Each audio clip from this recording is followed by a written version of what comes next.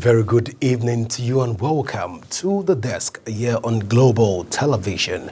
My name is Godwin Sunday. Well, we'll begin the conversation for today on the premise of the Nigerian digital asset, which has become like a very interesting conversation over the years. Now, why is this an interesting conversation? First, we've seen young people in the country delve into a lot of digital conversation, from the cryptocurrencies down to forex and all of this. We've not been able to get an accurate management and database, although the federal government have come out to say that they have been able to provide the e-Naira solution. But how effective is the e-Naira? Why is SEC, which is the Nigerian Exchange Commission, not even implementing or introducing or incorporating SEC, the e-Naira and other digital platforms into the Nigerian Stock Exchange market? What can we do to ensure that we are able to meet up with international best practices when it has to do with some of this digital asset in the country? Well, joining me on this conversation is Kelvin Ogaga, who is a digital asset expert, and we'll be talking along this line just immediately after the break. Please stay with us. A lot to discuss on Nigerian digital asset here on the desk today. The desk continues in a moment. Please go nowhere.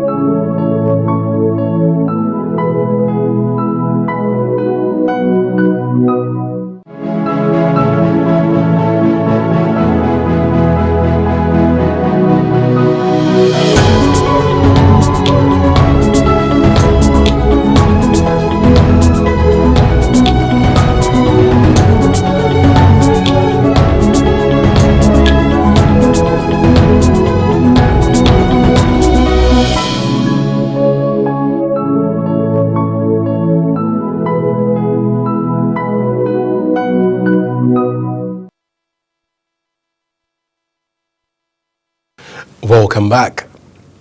Well, joining me to talk about even Nigerian digital asset is Kelvin Ogaga, who is a digital expert, and we'll be talking about all of these issues and putting it in perspective. But first, we're trying to even look at the current state of Nigerian economy, at the Nigerian finance sector, where a lot of conversations are begging for answers. The first among them is first, a lot of media houses are not permitted to even talk about the cryptocurrency, as it were, and first and foremost. Then we've seen a lot of crime and scenarios happen around this sector. We've seen to a very large extent also a lot of conversations even within this particular ambience. But we're looking at all of this conversation, like I said before, and Kelvin Ogaga is joining us even on this conversation to cross the T's and dot the I's and put all of these issues in perspective as it affects Nigeria, as it affects the young people in Nigeria, and also affects the business owners and also business tycoons that are in the country. Well, at this point, we will want to say that first, this conversation is going to be revolving around the digital asset. Then we'll take it back again to the Nigerian economy space, where we can also put all of this issue and marry all of this conversation and put them in accurate perspective. You're still watching The Desk. We'll go for another break, and when we come back, we will be talking about the Nigerian digital asset as it affects us as a people. Please go nowhere. The show continues in a moment.